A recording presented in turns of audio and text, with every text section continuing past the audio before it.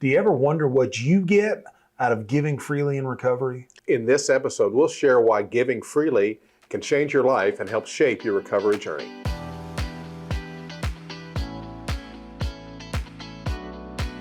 Well, it's July 27th, and it's time for another double shot from My Sober Truth. You know, we're kind of on a roll today. Yesterday we talked about giving. Today we're talking about giving, and it's that aspect of community life and the fellowship, Right. and giving freely. And again, this reading just kind of hits all around this subject, and it specifically talks about the giving of time and money. Right. Which is something we actually talked about yesterday, but it's important. It's part of our service to others. Right. It's part of our services to this community that's given us life, Yep. in a sense. And for me, I know how it's changed my life. I know how it's shaped my journey, but how has this aspect of giving and serving others changed your life and shaped your journey? Well, it's this whole notion of giving freely. It kind of goes back. I'm just looking through here and seeing kind of the notes and what the reading was today. And so being self-supporting and taking care of myself was never one of my strong suits. Whenever I was still out there running the roads and doing the things that I was doing. So giving in order to get back, giving away freely in order to receive was a kind of a foreign concept to me. I mean, I knew about it. I knew, the golden rule, do unto others, all that. And I vaguely understood karma, that kind of thing, what comes around goes around. So, but it didn't click. Right. I'd never really practiced it, so it hadn't clicked. I didn't understand it. You have to experience it. And the best way to experience this is to take action on it, actually start doing it. And we've been talking about it quite a bit here in these last few episodes about how giving freely and receiving freely it's a two-way street, and they're interconnected.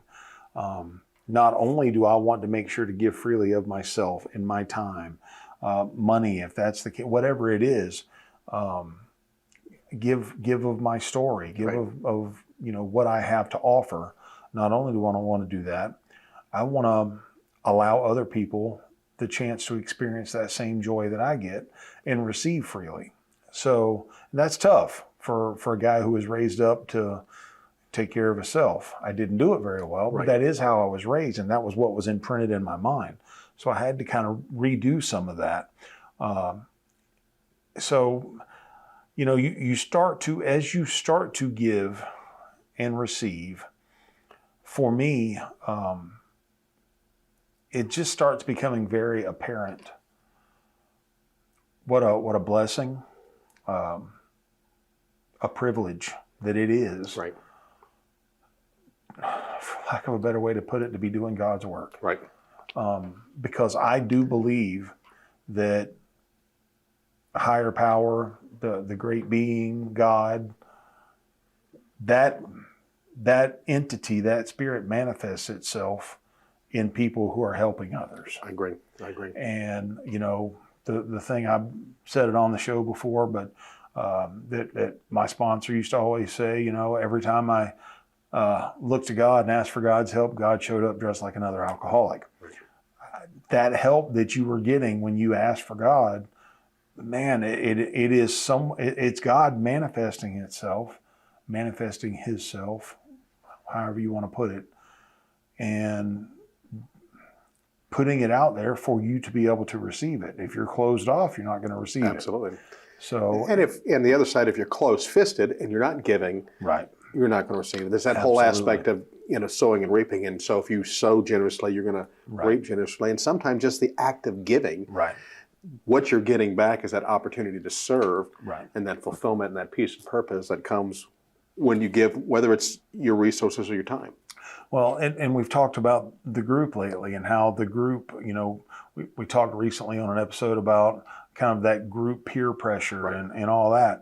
Well, the truth is that peer pressure, the group so freely gave to me that I'm always going to feel indebted to this group, this program, these people who so freely gave to me. Cool. And I want to make sure that I give back and that I can be there for people when they're seeking help and seeking guidance and and even if they're not seeking help and guidance, sometimes you just need to be around other people who think like you do.